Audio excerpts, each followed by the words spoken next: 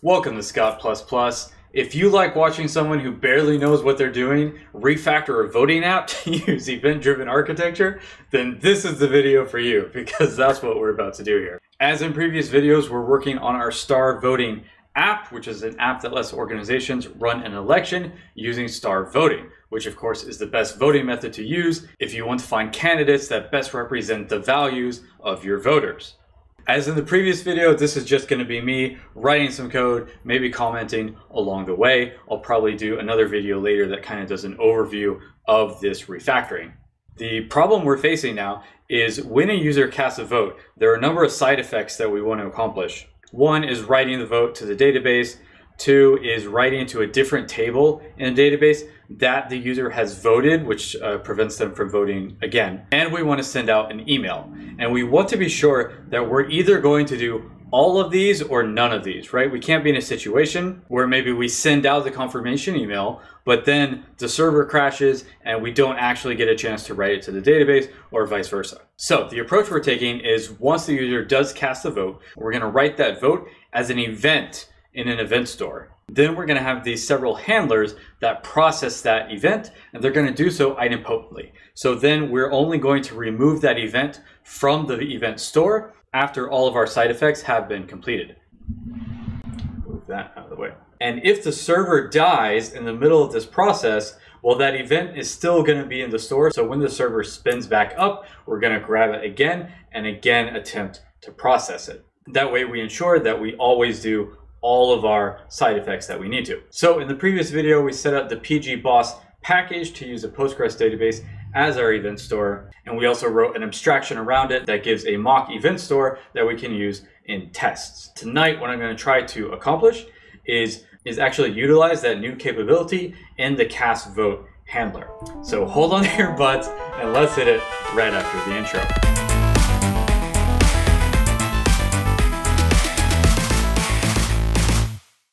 Just running the test suite before I get started, just to make sure all the tests are passing before I dive in. All right, I don't want to spend forever debugging a test that I didn't actually break. Okay, so the two challenges I'm foreseeing. One is making sure that everything in the handlers are idempotent. So that means when we're writing to the databases, we want to make sure that if we need to run through that code flow again, it's not going to screw up any data. That's one. The second challenge is going to be responding to the request, right? So the user sends this request to cast a vote. They're expecting a response from the server that tells them, hey, great, we counted it, right? When everything is synchronous and flowing through this handler, and so here's the cast vote controller here. Basically, it takes in this request, it does all this various logic, and then at the bottom, it sends a response back to the client with their status and their ballot. And so we still want to be able to send this response, even though we're putting a lot of extra infrastructure between the time when the request comes in and the response goes back, but we still want to handle that. Probably what I'm looking to do is basically cache the response object in a map on the server, and then once the asynchronous handler is done, is then going to look up that response via a request ID and then send the response.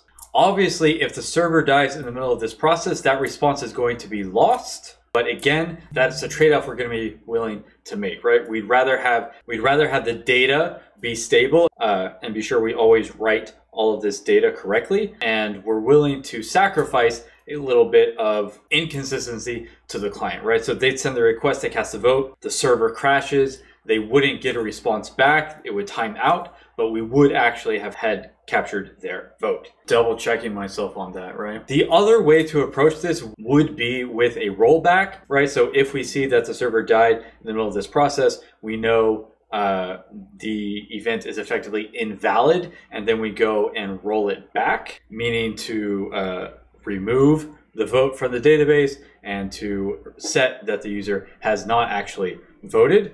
The problem there is we won't necessarily know whether or not we sent the email, right? Because even if sending the email is the last thing we did and then the server crashes before we send that response, maybe we sent that email. So if we sent the email that said, hey, we counted your vote, right? We can't now go roll that back and remove the vote, right? We don't want to be sending out an email that said, just kidding, we didn't count your vote, right? That's not a good experience. So again, leaning towards data stability and being sure that we do capture all the votes coming in, willing to pay the trade-off of sending an additional email response or occasionally the user getting a timeout even though their vote was actually cast. In that case, when the user times out, probably what they're going to do is resubmit, in which case we want to be able to say, hey, you've already voted and here is your vote that we've stored. And so that way the client can then pick that up and just say, good job, we've actually saved this vote, assuming that the votes that we receive in both situations match. Okay, that's enough gibber from me. I think first I'm going to do this rather concretely, just worrying about the cast vote controller, and then once I get that working, then I might add a little more abstraction around storing and retrieving the response object via the request ID. But for now, without further ado, let's write some code.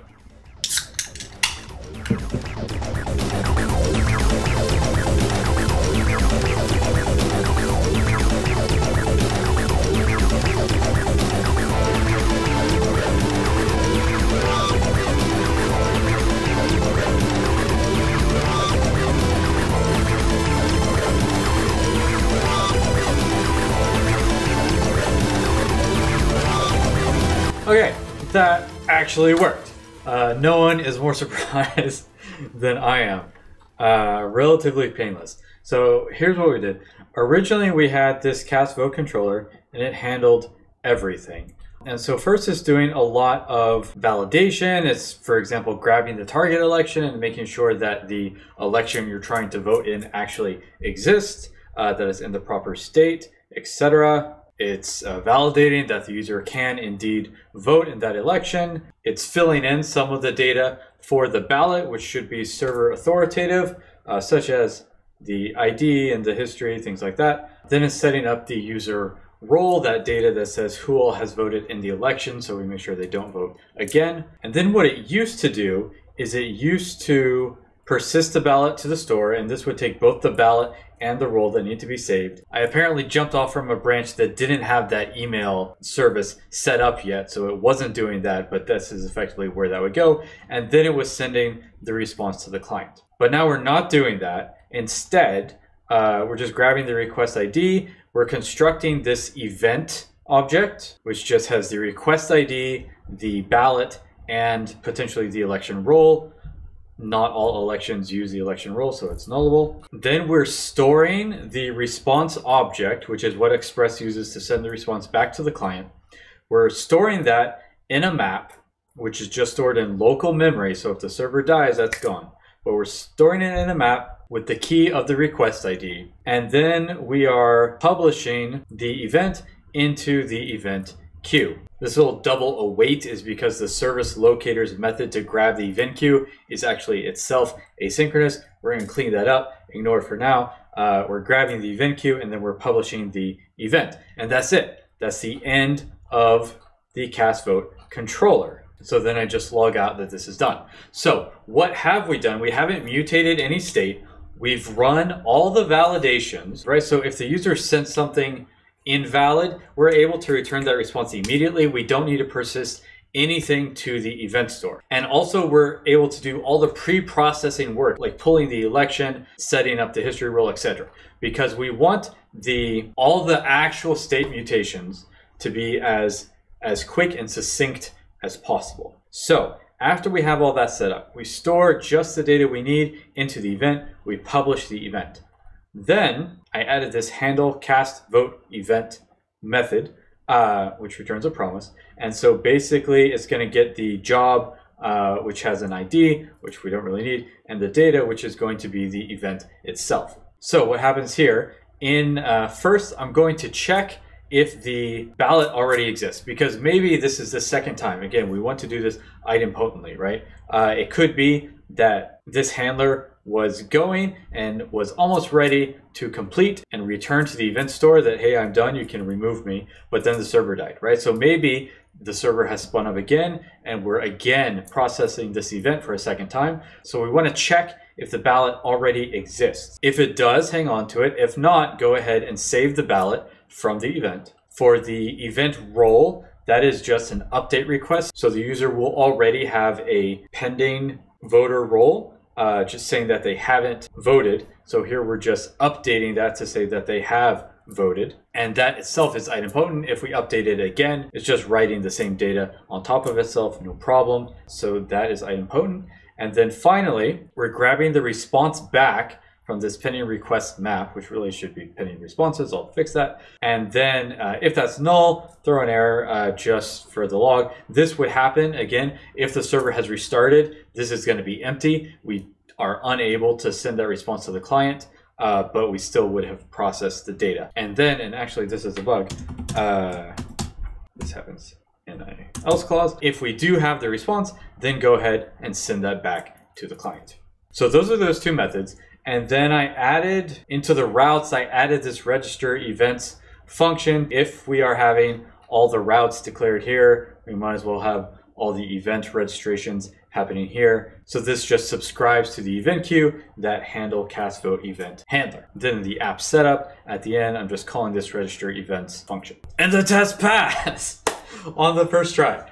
So that was pretty cool. There are a few things now I do want to refine. One is I might go in and set up the service locator to have an init method and just make this whole app setup itself asynchronous, so that we can be sure to set up the service locator, do all the asynchronous stuff we need to, so that we have all those services then ready to go, and then we can make the service locator dot event queue no longer asynchronous. Now I've also got some code cleanup to do and absolutely some merge conflicts to resolve, but that's probably going to be even more boring than this video already was. So I'm going to call this a victory and bring the video to a close. Hope to see you next time.